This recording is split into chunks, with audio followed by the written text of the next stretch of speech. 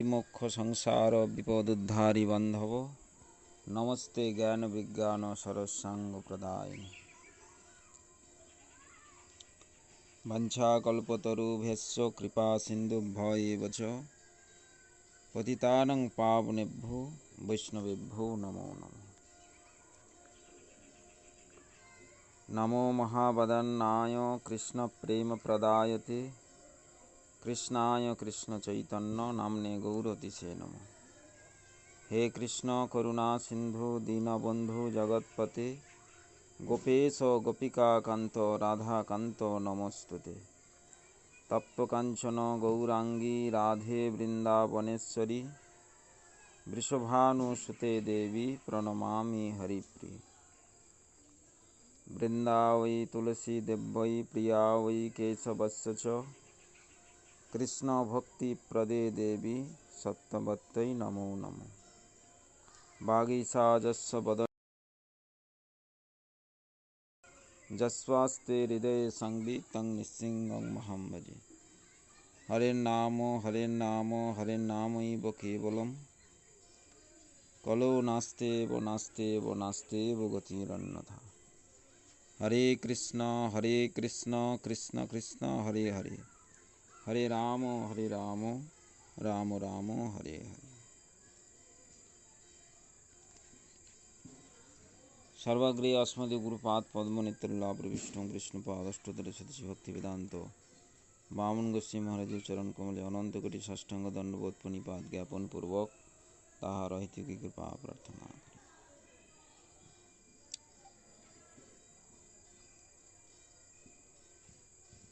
हरि भजन कारा करबे,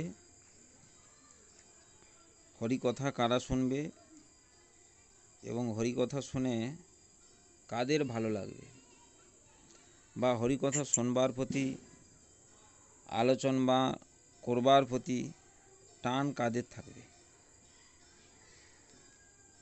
যারা সত্যই হরিভজন জিনিসটি কি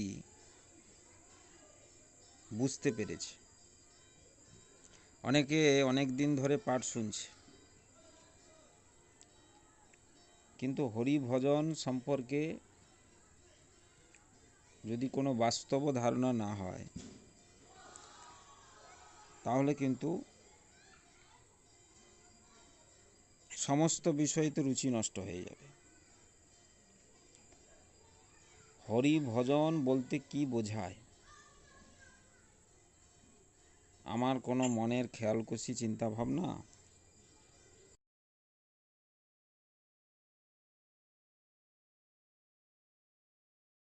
কে নির্দেশ করে।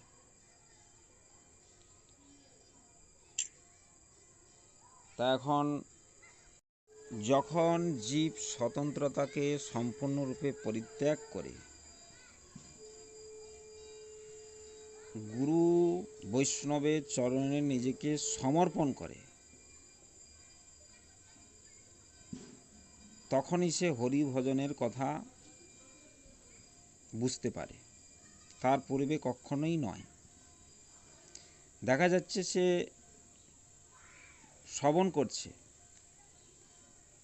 করছে দেখা যাচ্ছে, কিন্তু তার মধ্যে হরিভজনের যে জ্ঞান প্রবিষ্ট হচ্ছে না।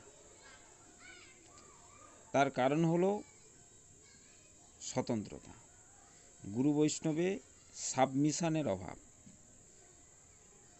শরণাগতি মানে হলো সাবমিশন, বশ্যতা। যতদিন জীব এই বশ্যতায় আসতে চায় না, তা মানে সে স্বতন্ত্র জীবনে থাকতে চায়। এবং সে হরিভজন থেকে পিছিয়ে যায় এই কারণেই যে আমাকে বশ্যতায় আসতে হবে, সাবমিশনে, শরণাগতিতে আসতে হবে, তাহলে আমার স্বতন্ত্রতা কিছু থাকবে না। নিজ বল চেষ্টাপতি ভরসা ছাড়িয়া তোমার ইচ্ছায় আছি নির্ভর করিয়া, এই বিচারে প্রতিষ্ঠিত হতে হবে। যখন জীব দেখে যে আমার তো নিজের কোনো বাহাদুরি থাকবে না, আমার বুদ্ধির দ্বারা আমি কিছু করতে পারবো না, মনের খেয়াল করছি আমি চলতে পারবো না, তখন সে হরিভজন থেকে পিছিয়ে যায়।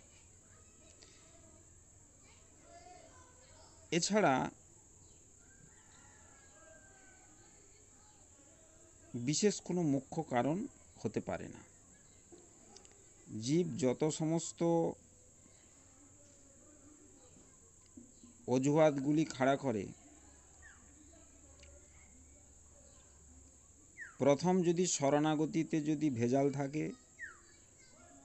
শরণাগতিতে যদি অভাব থাকে, শরণাগতিতে যদি কার্পণ্য ভাব থাকে, তাহলে সে হরিভজনে নামতে পারবে না। কারোর শরণাগতি যদি পারফেক্ট হয়, শরণাগতি যদি পারফেক্ট হয়, তাহলে সে হরিভজনে নেমে পড়বে।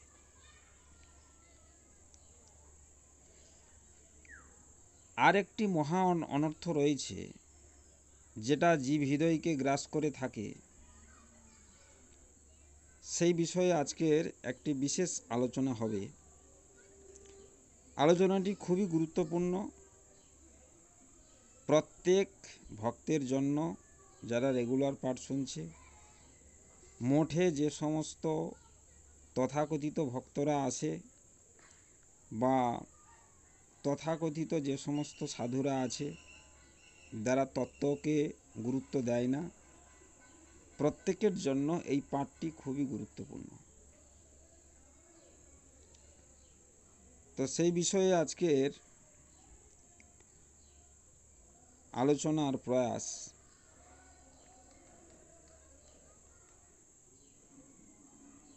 হঠাৎ করে হরিভজন করতে এসে অন্নাভিলাষ কেন প্রবেশ করে, এবং সেই অন্নাভিলাষটা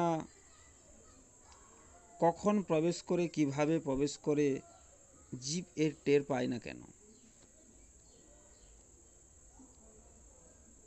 যদি কেউ শরণাগত ভক্ত হয়, তার ভেতরে কখন অন্নাভিলাষ ঢুকছে, কখন অন্নাভিলাষ আসছে, কখন অন্নাভিলাষ তাকে ফেলে দিয়েছে, সেটা সে দেখতে পাবে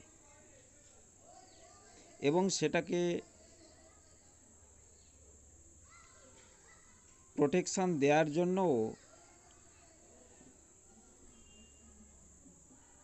প্রস্তুত হবে।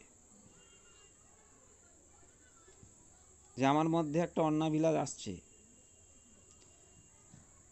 আমাকে আক্রমণ করবার জন্য, এই অবস্থা আমি কি করব? যদি সে শরণাগত হয়, প্রথম সে যেখানে শরণাগত সেখানে বলে ফেলবে। যদি তার মধ্যে অহমিকা থাকে, দাম্ভিকতা থাকে, শরণাগতির অভাব থাকে, নিজস্ব বাহাদুরির জোরে যে চলতে চায়,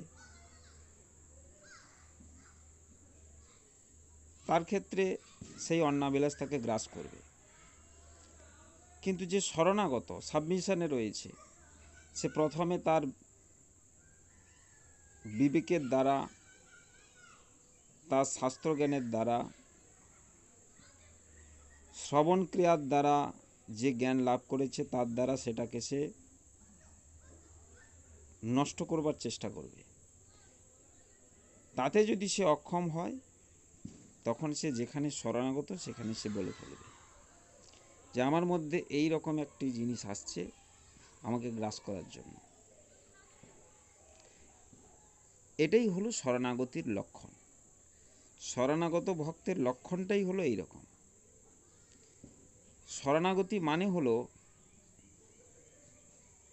কোলে কোলে থাকা। যেমন সন্তান পিতামাতার কোলে থাকে, সেরকম শরণাগত ভক্তের লক্ষণ হলো গুরু বৈষ্ণবের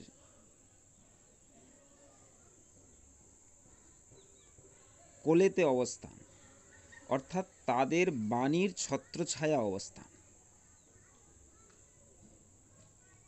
সেই বাণীর যে স্নেহ, ভালোবাসা, গুরু বৈষ্ণবের স্নেহ মানে তাদের যে বাণীর স্নেহ, ভালোবাসা জীব হৃদয়ে বর্ষিত হয়, তার দ্বারাই জীব হৃদয়ের সমস্ত অন্নাভিলাষ আদি, প্রতিষ্ঠাশা আদি ধূলি কঙ্কর সদৃশ যে আগাছাগুলি উৎপাটিত হয়ে যায়, যাহা অখিল লোকশিক্ষক শ্রী চৈতন্য মহাপ্রভু তিনি গুন্ডিচা মন্দির মার্জন লীলাতে জগৎবাসীকে শিক্ষা দিয়েছে। সেই গুন্ডিচা মন্দির মার্জন লীলা, সেখান থেকে যদি জীব শিক্ষা গ্রহণ করতে পারে, তাহলে তার জীবনে কখনো, তার ভক্তি জীবনে কখনো পতন হতে পারে না। যদি পরিপূর্ণভাবে সে শিক্ষা নিতে পারে, কখনোই ভক্তি জীবনে পতন নেমে আসতে পারে না। সর্বোপরি কথা, গুরু বৈষ্ণবের সাক্ষাৎ সঙ্গ, সাক্ষাৎভাবে কথা শোনা, সাক্ষাৎভাবে পরিপ্রশ্ন করা, সাক্ষাৎভাবে বিবিধ ভাবের আদান প্রদান, এর দ্বারাই ভক্তিবৃত্তি পরিপুষ্টি লাভ করে।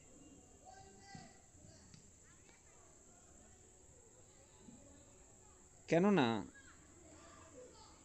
যেটা গুরু বৈষ্ণবের কাছে থাকে, সেটা আমি যদি তার সংস্পর্শেও থাকি, যদি কোনো ভাবুক ভক্তের সংস্পর্শে আমি থাকি, সেই ভাবুক ভক্তের সংস্পর্শে থাকার কারণে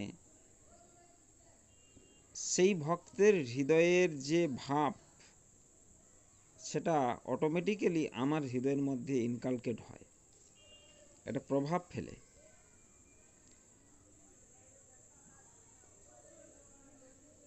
যেটা দূরে থাকলে হয় না, বা যেটা যান্ত্রিক যন্ত্রের দ্বারা যেটা হয় না, যন্ত্র ব্যবস্থার দ্বারা যে শ্রবণ, সেটা হয় না।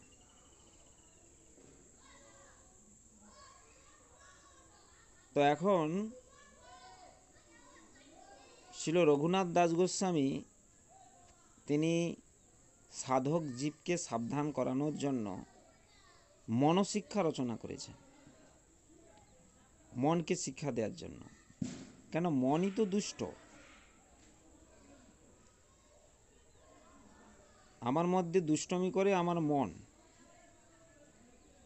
বিবেক আমাকে সর্বদা হরিভজনে নিমজ্জিত রাখতে চায়। আমার ভেতর থেকে কেউ বলছে যে আমার হরিভজন এখন করা দরকার, আমাকে হরিভজন করতে হবে, কিন্তু দুষ্ট মন সে আমাকে বিবিধ সময়ে প্ররোচিত করে যে এখন তুমি করতে পারবে না, তোমার দ্বারা সম্ভব নয়। কিন্তু বিবেক কখনো বলে না যে আমার এখন হরিভজন করতে হবে না। বিবেকের কথা হলো তুমি যে কোনো সময় চলে যেতে পারো, অতএব তোমার যেটা কৃত্য তুমি সেটা করে যাও, তুমি এতে কখনো পিছু পা হও না। মনোধর্মী ব্যক্তির সঙ্গ করলে তথা অসৎসঙ্গ বেশি করলে মনোধর্ম বেশি প্রায়োরিটি পায়, মনের চিন্তা ভাবনাগুলি বেশি প্রভাব বিস্তার করতে পারে আমার উপরে। আর যদি সৎসঙ্গ বেশি হয়, গুরু বৈষ্ণবের সঙ্গ বেশি হয়, তখন বিবেক বর্ধিত হয়। আমার যেটুকু বিবেক আছে, সৎসঙ্গ প্রভাবে বিবেক আরও বেড়ে যাবে। বিবেক বর্ধিত হওয়া মানে আমার হরিভজনে রুচি হবে, জগতের অনিত্য বিষয়েতে আমার অনাসক্তি ভাব আসবে।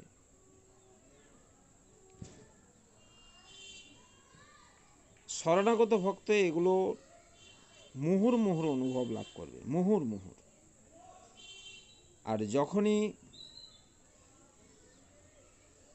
শরণাগতি সরে যাবে, দাম্ভিকতা এসে যাবে, স্বতন্ত্রতা স্বেচ্ছাচারিতা এসে যাবে, তখনই সব স্মৃতি বিপর্যয় হয়ে যাবে।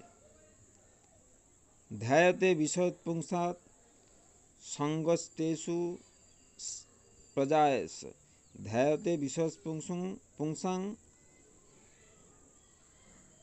সঞ্জাত সঞ্জায়তে কাম, কামাৎ ক্রোধবিজায়তে, ক্রোধাৎ ভবতি সম্মোহ, সম্মোহাৎ স্মৃতিবিভ্রম, স্মৃতিবিভ্রম বুদ্ধিনাশ প্রণশ্যতি। হিতাহিত জ্ঞান নষ্ট হয়ে যাবে, তখন তার সব শেষ।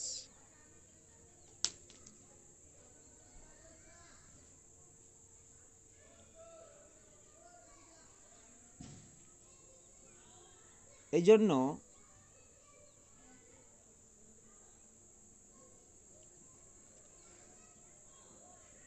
সাধক জীবকে হরিভজন করতে গেলে, সাধন ভজন রক্ষা করতে গেলে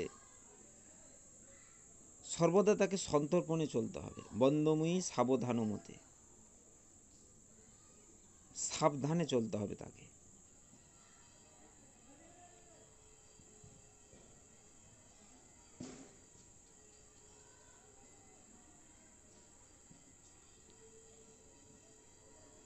হৃদয়ের মধ্যে যে বস্তুগুলি জমা হয় সেটা এক মুহূর্তে নষ্ট হয়ে যেতে পারে। বৈষ্ণব অপরাধ।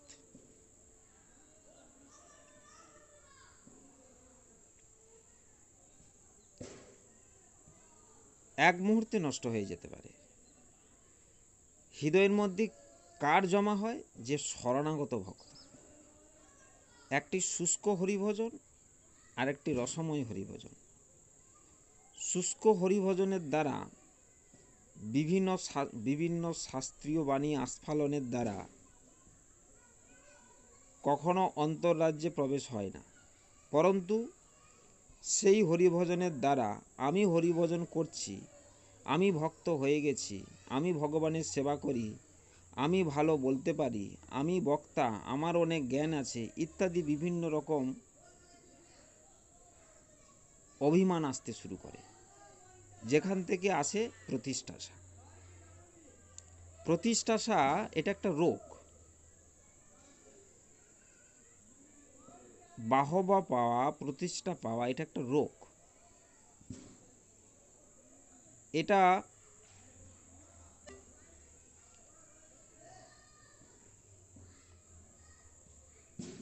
এত সহজে হৃদয়কে ছেড়ে যায় না। এই রোগ যদি থাকে, এই রোগটা দিনে দিনে আরো বাড়তে থাকে।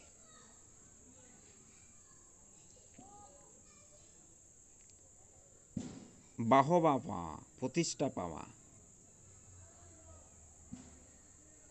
লোকে আমাকে ভালো বলুক, সবার কাছে ভালো হয়ে থাকি, ইচ্ছাটা, এই যে ইচ্ছাটা, এটা একটা রোগ। কিন্তু আমার এমনই আচরণ থাকবে, আমার এমন আচার আচরণ থাকবে যেটা দেখে লোক স্বভাবতই আমাকে প্রতিষ্ঠা দিবে, আমাকে ভালোবাসবে। ভালোবাসা অর্থাৎ এখানে ভক্ত জগতের মধ্যে যে প্রতিষ্ঠাসা, এটা হচ্ছে একটা স্নেহ।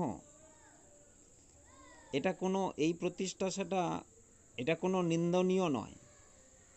জড়ের প্রতিষ্ঠা শূকরের বিষ্ঠা, কিন্তু ভক্ত জগতের যে প্রতিষ্ঠা এটা তার মঙ্গলের জন্য। সকলে সম্মান করিতে সকতি দেহনাথ যথাযথ।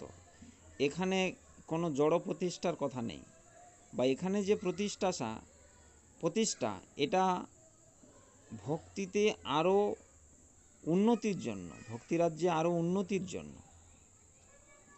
কিন্তু যাদের মধ্যে প্রতিষ্ঠাসা আছে, মানে জড় অহংকার যাদের মধ্যে আছে, তারা এটাকে লুফে নেয়।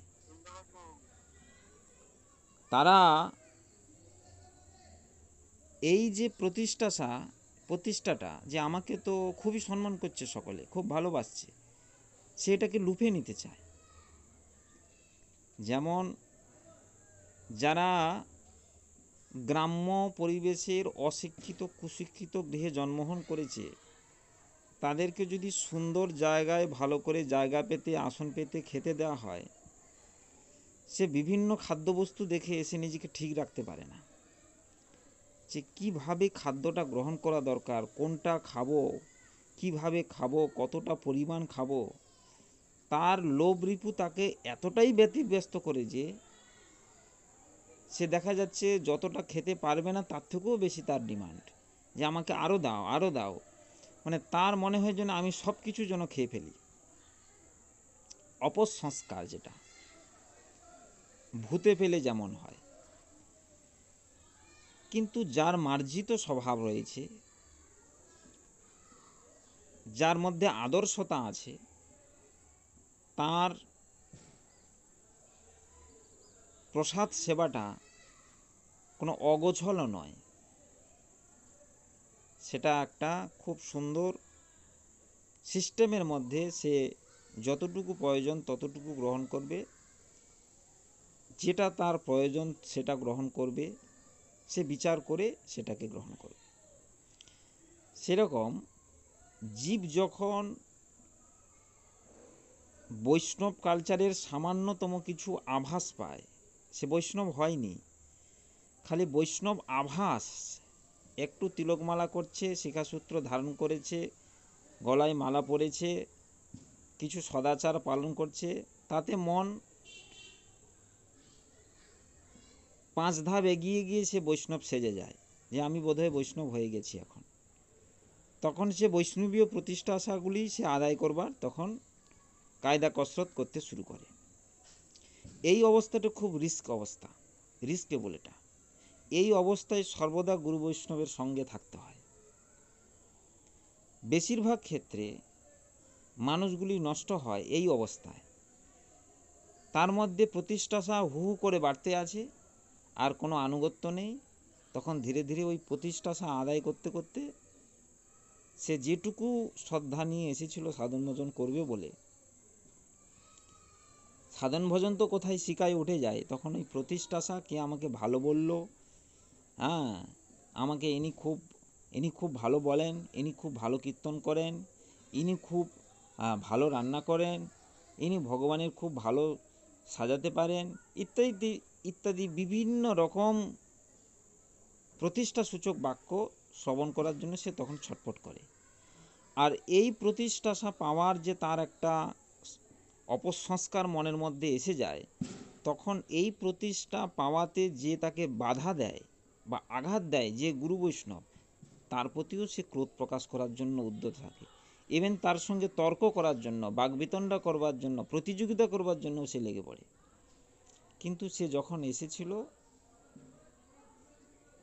তখন সে অঙ্গীকারবদ্ধ হয়েছিল, আমি হরিভজন করব, স্বতন্ত্রতা স্বেচ্ছাচারিতা পরিত্যাগ করে আমি হরিভজন করব বলে। তো এখন রঘুনাথ দাস গোস্বামী তিনি মনশিক্ষার মধ্যে যেসব কথাগুলি বলেছে, হরিভজন প্রিয়া পিপাসু, হরিভজন প্রয়াসী, প্রত্যেক সাধক সাধিকার ক্ষেত্রে সেই সমস্ত কথাগুলি পুঙ্খানুপুঙ্খভাবে শ্রবণ করা খুবই প্রয়োজন।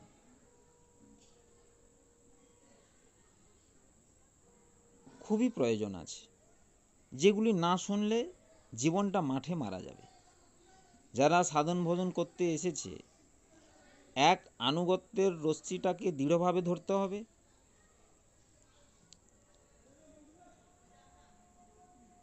একটাই রাস্তা, আনুগত্যের রশ্মিটাকে দৃঢ়ভাবে ধরতে হবে। আর যদি মনে করে যে আমি আনুগত্যের রশ্মিটাকে ধরতে পারবো না, তাহলে সে বড় দুঃখ পাইয়াছে স্বতন্ত্র জীবনে। সেই স্বতন্ত্র জীবনে সে আবার ফিরে যাবে। যখনই গুরু বৈষ্ণবে আনুগত্যের অভাব, কপটতা, ছলনা ইত্যাদি, তখন সেখানে অহংকার ঢুকে গেছে, দাম্ভিকতা, প্রতিষ্ঠাসা, এগুলো তার মধ্যে তীব্রভাবে বাড়ছে। সেক্ষেত্রে মহাবিপদ। একটু পরেই সে আবার মায়াতে পড়বে, একটু পরেই মায়া তাকে টান দিয়ে নিয়ে গর্তে ফেলে দিবে। বেশি সময় লাগবে না, অল্প সময়ের মধ্যে। কেন? ভক্তি মহারানী অসন্তুষ্ট হয়ে যাবেন। বৈষ্ণব অপরাধ হওয়ার সঙ্গে সঙ্গে ভক্তি মহারানী অসন্তুষ্ট হবে, এবং যে ষড়রিপু চুপচাপ বসেছিল, কাম ক্রোধ লোভ মোহ মদ মাৎসর্য, সে বিষধর সর্পের মতো ঝাঁপ মেরে উঠবে। কেন? এখন তো তোমার কাছে কেউ নেই, এখন তুমি একা হয়ে গেছো, অতএব এখন তোমার গলা টিপতে আমার সুবিধা হবে। অতএব বি কেয়ারফুল। যদি আমরা গুরু বৈষ্ণবের সিদ্ধান্ত, বিচার, আচরণ থেকে যদি সামান্য দূরে চলে যাই, সামান্য, ধীরে ধীরে পারিপার্শ্বিক মায়া আমাদেরকে আক্রমণ করবে, এতে কোনো সংশয় নেই। মায়াটা কি এটা একমাত্র বোঝা যায় গুরু বৈষ্ণবের সংস্পর্শে। উইথাউট এনি ওয়ে, অন্য কোনো দ্বিতীয় রাস্তা নেই যে মায়াটা কি জানা যায় অন্য কোনোভাবে। একমাত্র গুরু বৈষ্ণবের সঙ্গ ব্যতীত মায়াটা কি জিনিস জানা যায় না, এবং মায়াটা কি করে ছাড়া যায় সেটাও গুরু বৈষ্ণবের কাছে জানা যায়। আবার মায়া ছাড়লে মায়া আমাকে কখন ধরতে পারে সেটাও জানা যায়। মায়া ছেড়ে কি রাজ্য আছে সেটাও গুরু বৈষ্ণবের কাছে জানা যায়। এই জড় সংসারে কোথাও এটাকে জানা যায় না। তো রঘুনাথ দাস গোস্বামী তিনি মনকে শিক্ষা দেওয়ার জন্য তিনি বলছেন, মনের একটা সবচেয়ে বড় রোগ হলো প্রতিষ্ঠা পাওয়া। কনক কামিনী লাভ পূজা আশা, চাহে মোর চিত্ত আর প্রতিষ্ঠাসা। কেমনে শোধিত হবে মোর চিত্ত, এই চিন্তা সদা হয়।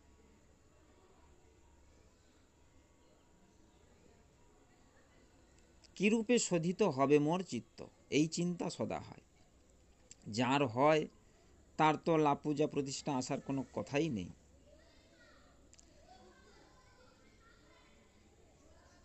রঘুনাথ দাস গোস্বামী তিনি বলছেন, প্রতিষ্ঠাসা মানে হলো কি, আমাকে কেউ ভালো বলুক, অর্থাৎ আমার মধ্যে যে জড় অহংকারটা আছে, জড় অভিমানটা আছে, সেটাকে কেউ তোয়াজ করুক, বাহবা দিক, আমার উপরে কেউ সম্মানসূচক বাক্য প্রয়োগ করুক, সর্বজন সমক্ষে আমাকে সম্মান দিক,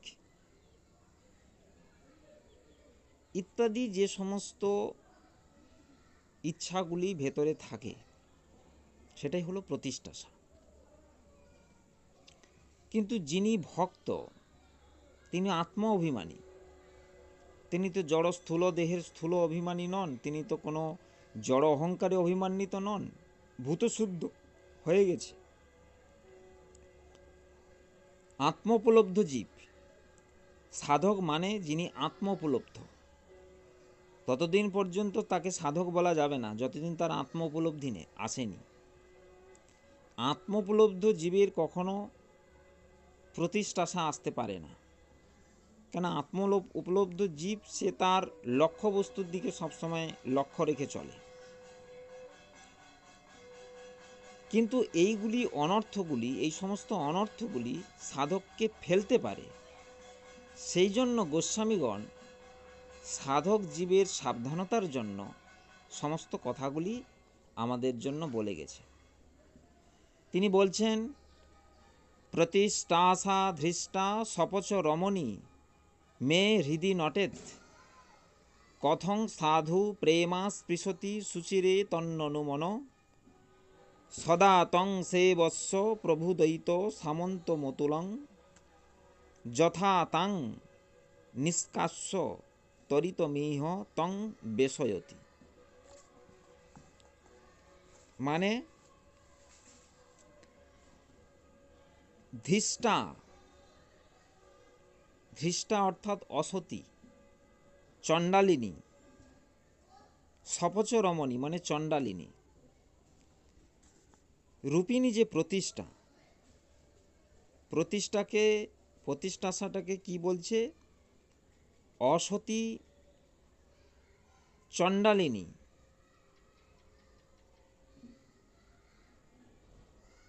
অসতী চণ্ডালিনী রূপিণী প্রতিষ্ঠা আমার হৃদয়ে নৃত্য করিতেছে।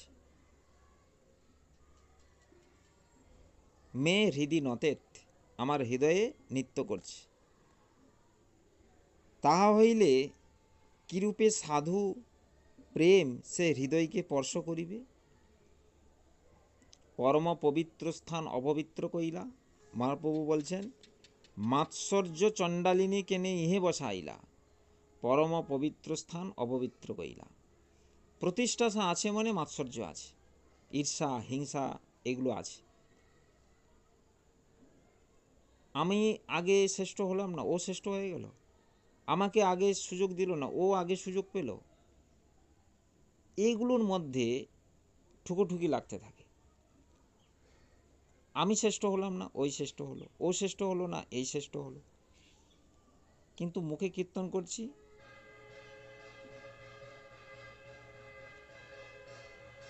অমানি মানত হইলে কীর্তনে অধিকার দিবে তুমি। আমার মান দরকার নেই, সকলে সম্মান করিতে সকতি দেহনাথ যথাযথ। ফলে প্রত্যেক জীবের হৃদয়টা কীরকম হওয়া দরকার আছে। আমার কোনোদিন মান সম্মানের দরকার নেই।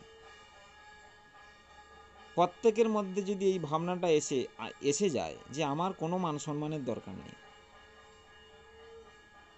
আমাকে নিন্দা করলেও আমার কোনো কষ্ট হবে না, আমাকে প্রশংসা করলেও আমার কোনো কষ্ট হবে না।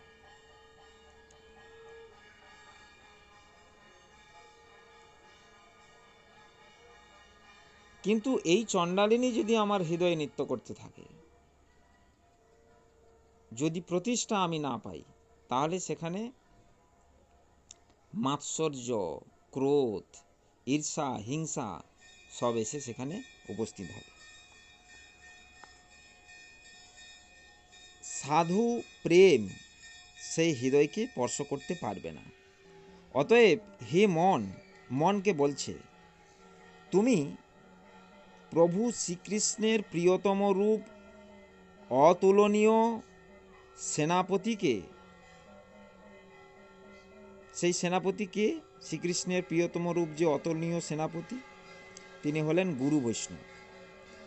সেই গুরু বৈষ্ণবকে সর্বদা সেবা করো, যাহাতে তিনি উক্ত চণ্ডালিনীকে শীঘ্র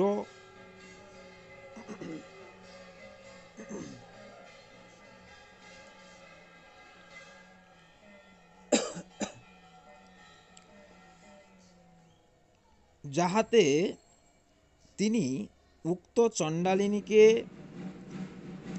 শীঘ্র বহিষ্কৃত করিয়া এই হৃদয়ে সেই প্রেমকে প্রবিষ্ট করেন। এখন আমার হৃদয়ে যে নাচছে সে হলো প্রতিষ্ঠারূপ চণ্ডালিনী। এই চণ্ডালিনী যাবে কি করে? গুরু বৈষ্ণবের তাড়ন ভৎসনের দ্বারা। কিন্তু সামান্য ভক্তরা গুরু বৈষ্ণবের এই তাড়ন ভৎসনকে তারা তখন এগুলো অতিরিক্ত বলে মনে করে, এই যে এগুলো দরকার নেই, এগুলো আবশ্যকতা নেই, আমি তো ভালোই হরিনাম করছি, আমি তো ভালোই আছি, ভালোই ভক্ত হয়ে গেছি, আবার বলবার কি দরকার আছে? আমার মধ্যে তো কোনো কিছু নেই।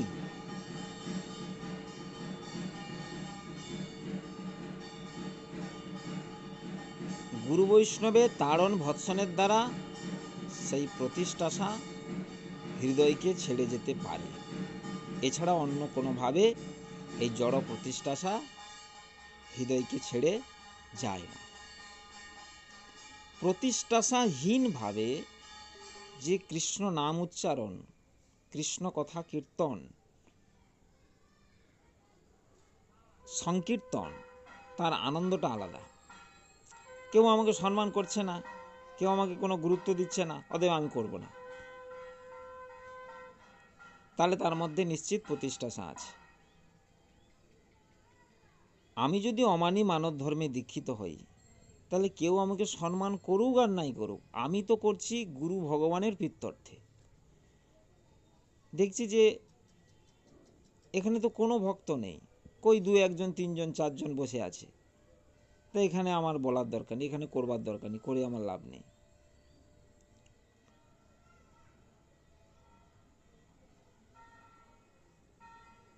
এই রকম ভাবনাটা কখনো ভক্তের থাকে না। ভক্ত সর্বদা পরিপূর্ণ দেখে। ভক্ত সে চক্ষু মুদ্রিত করে অন্তরে যাদের ভালোবাসে তাদেরকে সবসময় তারা কাছে পায়।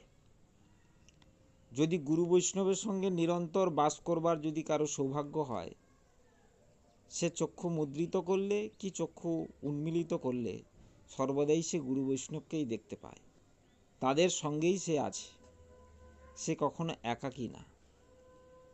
তাদের সামনেই সে বলছে, তাদের পিত্তর্থেই সে বলছে, তাদের সামনে সে পাঠদান করছে।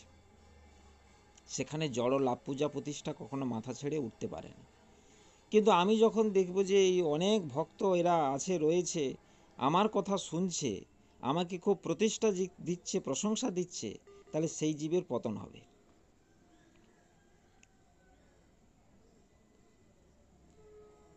সাপের মুখে পড়লে লেজে চলে যাবে। এই জন্য প্রতিষ্ঠাটা নিয়ে গুরু বৈষ্ণব কাছে জমা দেওয়ার যে কৌশলটা, এটা যতদিন কেউ শিখতে না পারছে ততদিন তার ভক্ত জীবনটা বাস্তব নয়, তার ভক্ত জীবনটা মেকি হয়ে আছে। আমাকে প্রতিষ্ঠা দিবে, কেউ সম্মান করবে, কিন্তু সেটা যখন আমি গায়ে মেখে নিব, আমি নিয়ে নিব, তাহলে আমার পতন অবশ্যম্ভাবী। ওই চণ্ডালিনী আমার হৃদয়ে নাচতে থাকবে। তাহলে যে হৃদয়ের মধ্যে মাৎসর্য চণ্ডালিনী নাচতে থাকে, সেখানে বিশুদ্ধ ভগবত প্রেম, ভগবান সেখানে আসবে কি করে? আসতে পারে না, আসবে না। আবার ভগবান যদি এসে যান, তাহলে এগুলো থাকতে পারে না। তো এখন একটি বিশেষ প্রবন্ধ রয়েছে, মাৎসর্য চণ্ডালিনীর নৃত্য এবং প্রতিষ্ঠা চণ্ডালিনীর নৃত্য। প্রতিষ্ঠা চণ্ডালিনীর নৃত্য। দুনিয়াবাসী সকলেই কনক এবং কামিনী এই দুইটি স্থূল বস্তু এবং প্রতিষ্ঠাসা নামক আর একটি সূক্ষ্ম বস্তু, এই তিনটি লইয়াই মুগ্ধ থাকে। জগতের মানুষ এই তিনটি বস্তু যদি না পায়, তাহলে সে সুইসাইড করবে। খুব মাইনরলি যদি দেখা হয়, মাইনরলি, স্থির মস্তিষ্কে, কনক অর্থাৎ টাকা, কামিনী অর্থাৎ মেয়ে ছেলে, স্ত্রী জাতি, আর একটি হলো সূক্ষ্ম বস্তু প্রতিষ্ঠাসা। এই তিনটি যদি না পায়, তার মাইন্ড ঠিক থাকবে না।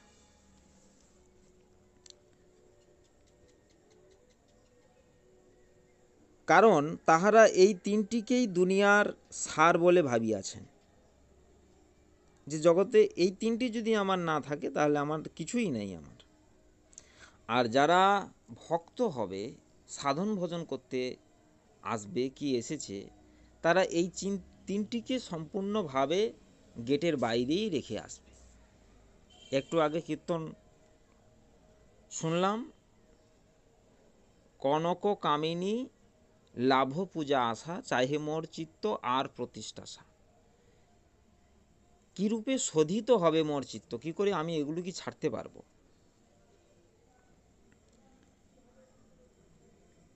এই জন্য এগুলি তাদের পক্ষে পরিত্যাগ করা খুবই দুরূহ ব্যাপার। দূরত্বয়া যে মায়া, অর্থাৎ যাকে পরিত্যাগ করা যায় না, দূরত্বয়া, মম মায়া দূরত্বয়া, এটা কখনো ত্যাগ করতে পারা যায় না। দূরত্বয়া মায়া ভগবত বিমুখ জীবকে এই তিনটি জিনিস দিয়া ভুলাইয়া রাখিয়াছেন।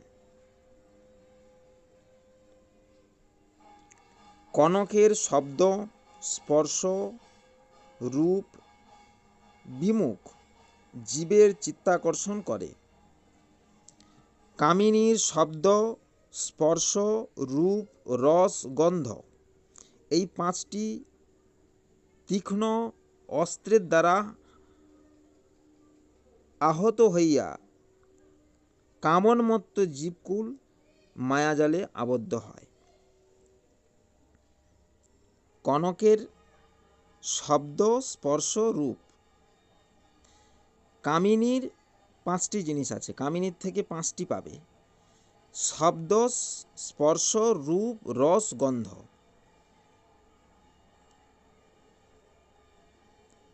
আর প্রতিষ্ঠাসা চণ্ডালিনীর মূর্তিটা হলো সূক্ষ্ম। প্রতিষ্ঠাসা এটা তো স্থূলভাবে দেখা যায় না, সুতরাং তাহার যে স্থূল রূপাদি না থাকিলেও সর্বপ্রকার সূক্ষ্ম অস্ত্র আছে এবং তাহা সর্বাপেক্ষা তীক্ষ্ণ, কারণ প্রতিষ্ঠা লোলুপ ব্যক্তিকে প্রতিষ্ঠা চণ্ডালিনীর সঙ্গলাভের জন্য বাহ্য দর্শনে কনক ও কামিনী পরিত্যাগের অভিনয় করিতে দেখা যায়। সব কিছু পরিত্যাগ করতে পারবে কনক কামিনী, কিন্তু প্রতিষ্ঠা পরিত্যাগ করা খুবই কঠিন। জড়ের প্রতিষ্ঠা শুকরের বিষ্ঠা, কিন্তু বৈষ্ণবী প্রতিষ্ঠা তাতে করো নিষ্ঠা। গুরু বৈষ্ণবের কাছে যে প্রতিষ্ঠা আছে এটা হলো বৈষ্ণবী প্রতিষ্ঠা। এটা ভগবানের বলদেব প্রভুর কাছে চলে যাবে। গুরু বৈষ্ণবের কাছে যে প্রতিষ্ঠা, এবং গুরু বৈষ্ণবের প্রতিষ্ঠাতে কেউ যদি মাৎসর্য করে তাহলে তার ভয়ঙ্কর অপরাধ হবে। কেন? একমাত্র গুরু বৈষ্ণবই প্রতিষ্ঠা পাওয়ার যোগ্য, জড় ব্যক্তি কখনো প্রতিষ্ঠা পাওয়ার যোগ্য নয়। কিন্তু এই জগতে জড়ের প্রতিষ্ঠারই বেশি বহুমানন হয়, বৈষ্ণবী প্রতিষ্ঠার কোনো গুরুত্ব নেই। জগতে যত প্রতিষ্ঠা আছে সব গুরু বৈষ্ণবী এগুলো পাবার অধিকারী।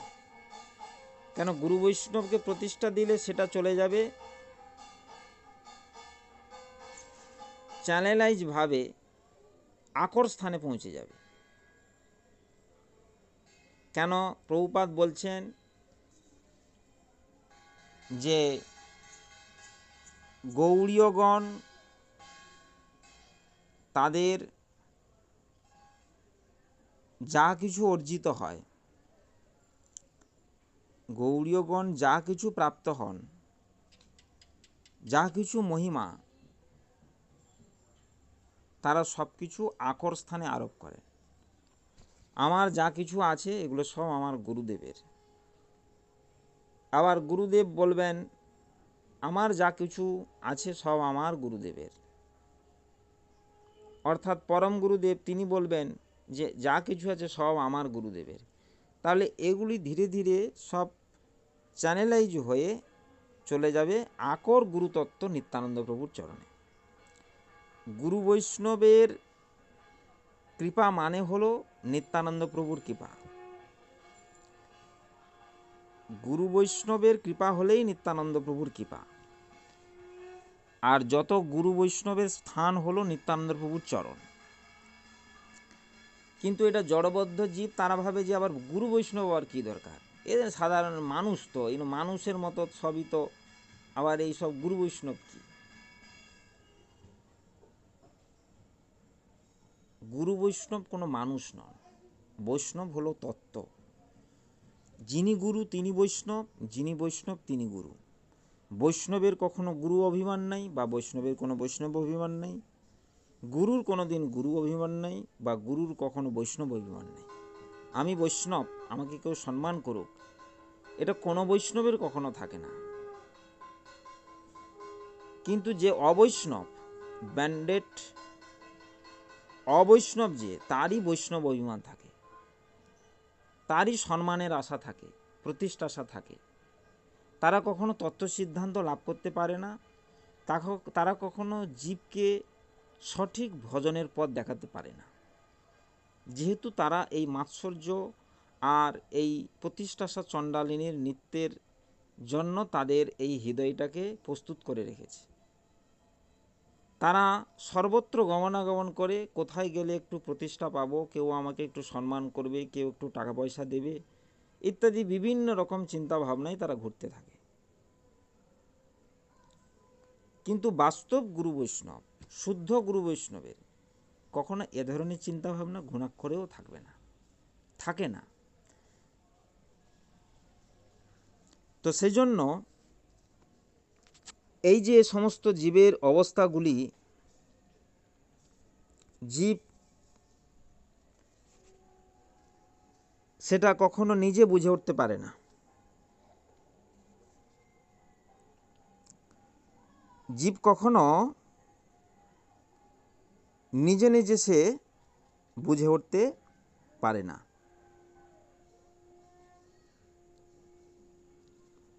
সাধক হৃদয় হইতে কনক ও কামিনীর কাম ছাড়িতে পারিলেও প্রতিষ্ঠাসা শীঘ্র ছাড়িতে পারেন না। বিচিত্র বেশে এই প্রতিষ্ঠাসা চণ্ডালিনী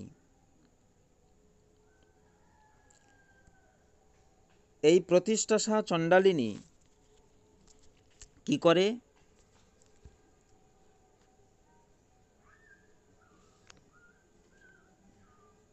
সাধকের হৃদয়ে নৃত্য করতে থাকে এবং এই যে নৃত্যটাকে সে প্রশ্রয় দেয়, লুকিয়ে লুকিয়ে লুকিয়ে ছিপিয়ে থাকে, একটু সরে যায়, সাইড হয়ে যায়, হ্যাঁ, একটু যেন আমাকে কেউ জানতে না পারে আমার মধ্যে এই জিনিসগুলো আছে, সে সেটাকে সবসময় সে একটু গুছিয়ে রাখতে চায়। এটাই হলো তার রোগ। যতদিন না পর্যন্ত কেউ গুরু বৈষ্ণবের কাছে হৃদয়টাকে খুলতে না পারছে। সাবমিশন, শরণাগতি মানে হলো আমার হৃদয়ের যে জঞ্জালগুলি আছে সব সেখানে খুলে ফেলা। আমার ভেতরে কি আছে আমি তো জানি না, গুরু বৈষ্ণব দেখে আমার হৃদয়টাকে চিকিৎসা করে আমার ভেতরে কিছু ভালো বস্তুকে অর্পণ করুক।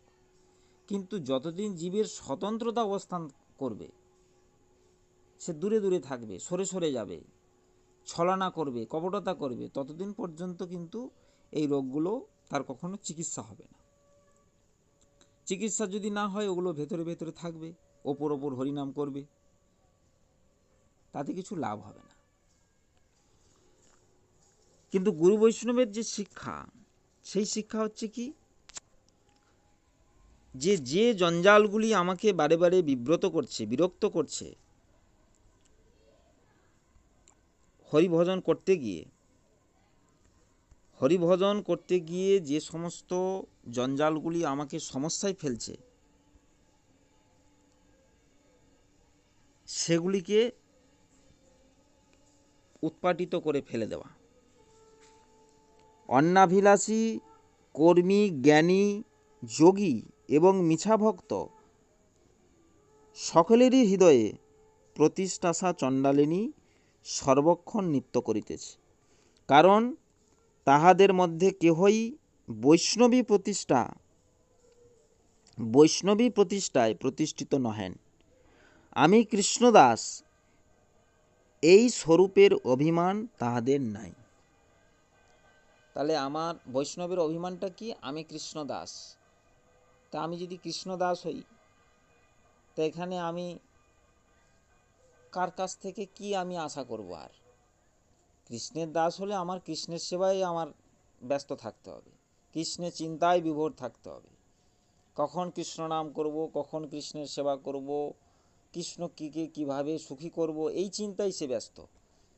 তা আমাকে কে প্রতিষ্ঠা দিবে, আমাকে কে প্রশংসা করবে, আমাকে কে ভালো বলবে, আমাকে খারাপ বলবে, এগুলো শুনবার বা তার সময় কোথায়?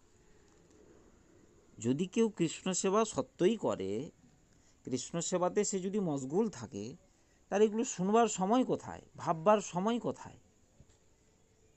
আমাকে কেউ কিছু বলেছে,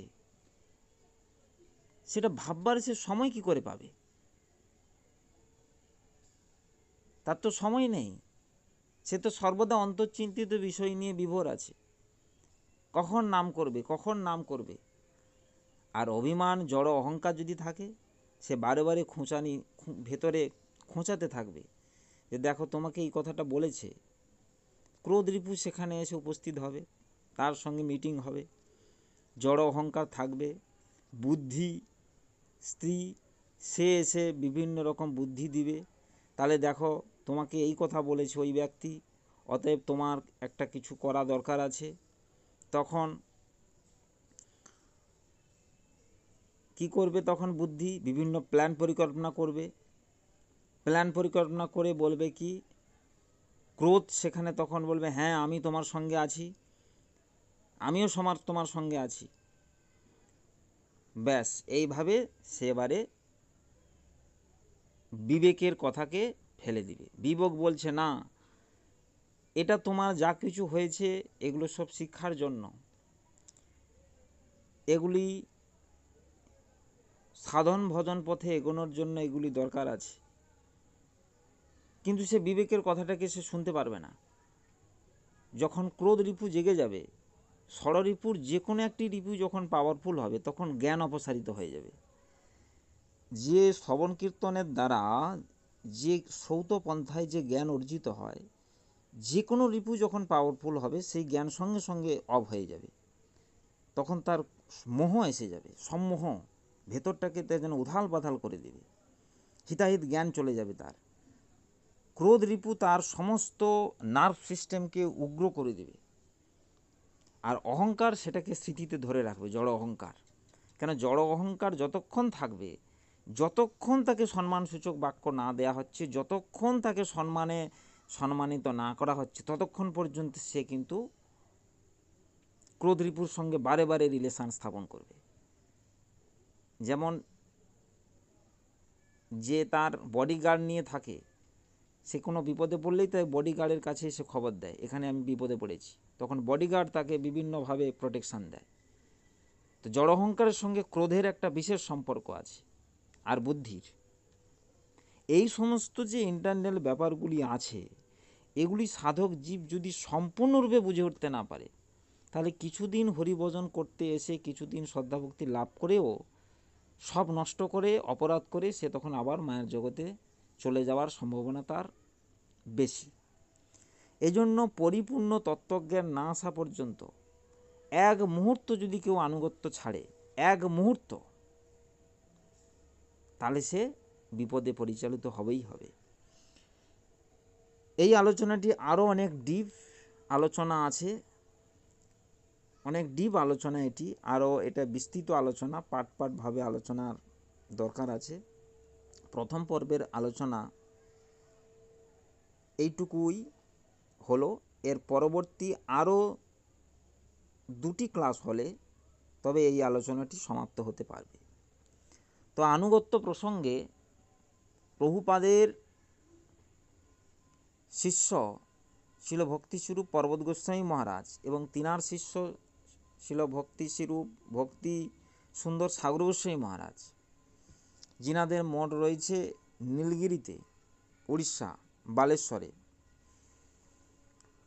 তো পর্বত গোস্বামী মহারাজ তিনি প্রভুপাদের জন, তিনি উদালাতে মঠ স্থাপন করেছেন। তার পরবর্তীকালে শিল ভক্তি সুন্দর সাগর গোস্বামী মহারাজ তিনি নীলগিরিতে মঠ স্থাপন করেছেন, ভজনশীল মহাবৈষ্ণব। তো এখন আনুগত্য প্রসঙ্গে একদিন ভক্তি সুন্দর সাগর গোস্বামী মহারাজ তিনি কোনো ভক্তকে বলেছিলেন যে আমাদেরকে গুরু বৈষ্ণব কীভাবে প্রোটেকশান দিতেন। তো তখন তো আনুগত্যের ব্যাপার ছিল, এখন তো স্বতন্ত্রতা ঢুকে পড়েছে। এই জন্য এখন আজকাল মঠে যে সমস্ত ভক্ত দেখা যাচ্ছে, রান্নাবান্না থেকে শুরু করে, বাসন মাজা থেকে শুরু করে, মন্দিরে পূজা থেকে শুরু করে যা কিছু করছে, এরা কিন্তু পশু, যেহেতু এরা আনুগত্যহীন। প্রভুপাদ বলেছেন আনুগত্যহীন জীবন পশু সদৃশ। এদেরকে যারা ভক্ত মনে করবে তারা অপরাধী হয়ে যাবে। ভক্ত হওয়া খুবই কঠিন এবং ভক্ত বলা যাবে না। ভক্তের কতগুলি লক্ষণ আছে।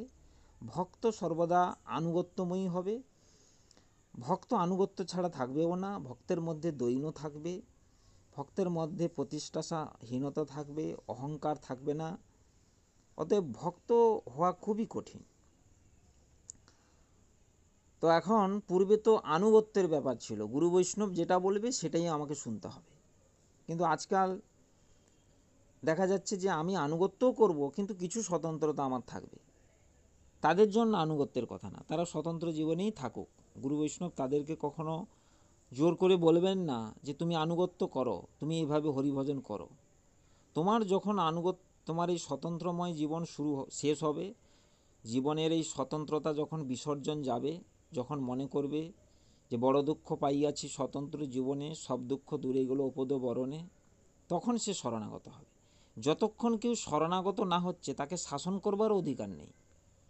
তাকে মুখে কিছু উপদেশ ভাষা দেয়া যায়, বলা যায়, বলবেন, কিন্তু তাকে সরাসরি কোনো উপদেশ করবেন না, সরাসরি কোনো শাসন বাক্য প্রয়োগ করবেন না। করলেই সে ভোট খাবে, করলেই সে উল্টো বুঝলি রাম, উল্টো বুঝে সে তখন ঘটনা ঘটিয়ে বসে থাকবে। এই জন্য যাদের মধ্যে কিছু আনুগত্য ভাব আছে, কিছু স্বতন্ত্রতা আছে, খুব রিস্ক, খুব রিস্ক, যে কোনো সময় ওর পতন হবে। তা এখন ভক্তি সুন্দর সাউর গোস্বামী মহারাজ তিনি বলছেন যে গুরুদেবের সঙ্গে অর্থাৎ ভক্তি শ্রীরূপ পরবত গোস্বামী মহারাজের সঙ্গে তিনি কোথাও যাচ্ছেন, তো এখন পথে লঘু সংখ্যায় যাবেন, পেশাব করতে যাবেন, লঘু সংখ্যা। তো লঘু সংখ্যায় যাবেন, এখন বলছে কোথায় যাবে, যে আমি একটু দূরে যাই।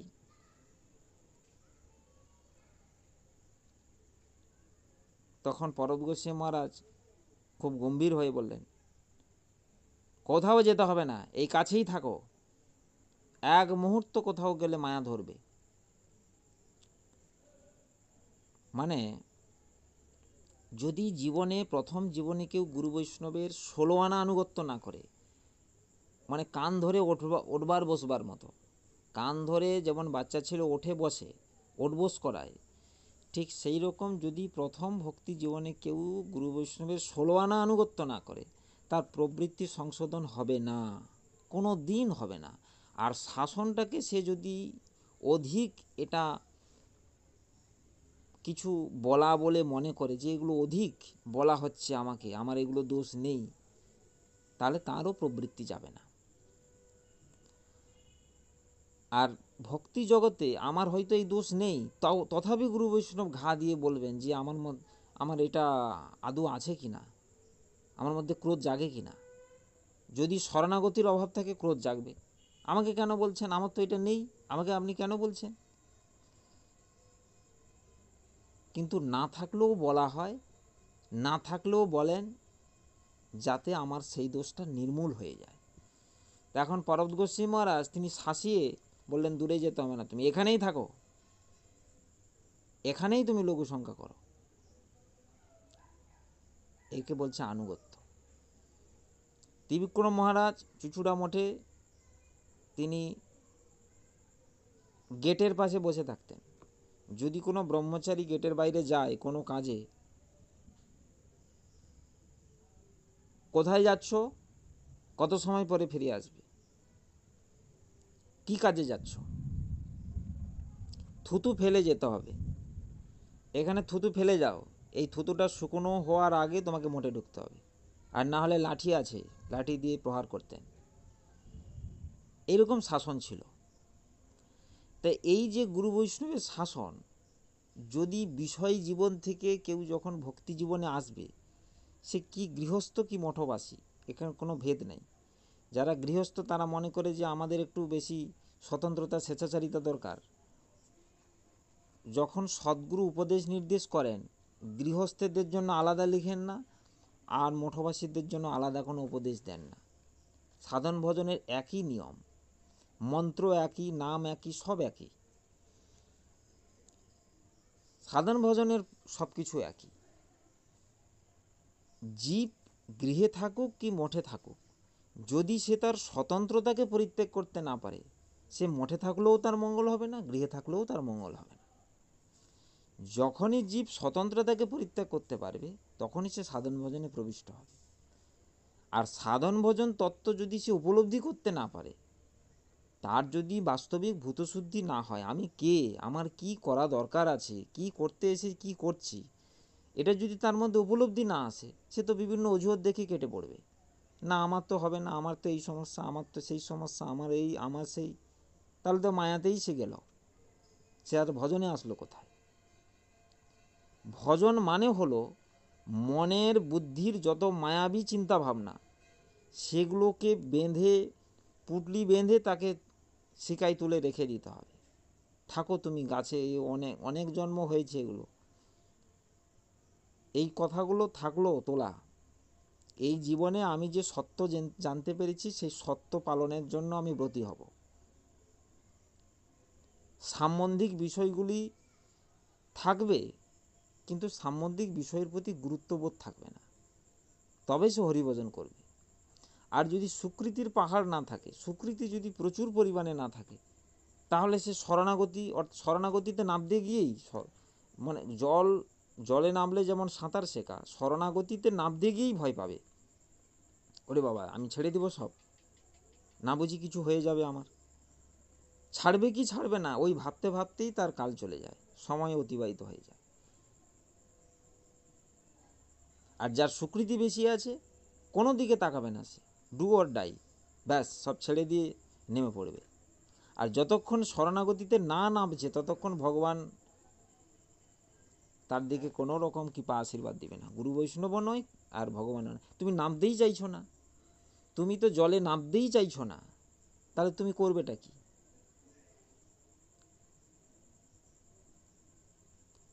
যে জলে নাবে তাকে সাঁতার শেখায়। সেজন্য ভক্তি জীবনটা একটা ইন্টারেস্টময় জীবন। এই ভক্তি জীবনটাকে কেউ যদি উপলব্ধি করতে পারে তাহলে আজ পর্যন্ত জীবনে সে যেটা পায়নি সেটা সে অতি শীঘ্র পেতে পারবে। আর যদি কেউ ওপর হরিভজন করে, শুনছি কিন্তু পালন করব না, তাদের মধ্যে এই ধরনের এই ধরনের কোনো রকম কোনো উৎসাহ দেখা যাবে না। সংকল্পহীন হরিভজন এটা মায়া টানবে, বিভিন্ন সময় মায়া টানবে, কিন্তু যে সংকল্পবদ্ধ হয়ে হরিভজন করছে সে দিনে দিনে মায়াটাকে কি করে ছেড়ে উপর রাজ্যের দিকে যাবে, উপরের দিকে যাবে, এই চিন্তা ভাবনা তার মধ্যে থাকবে।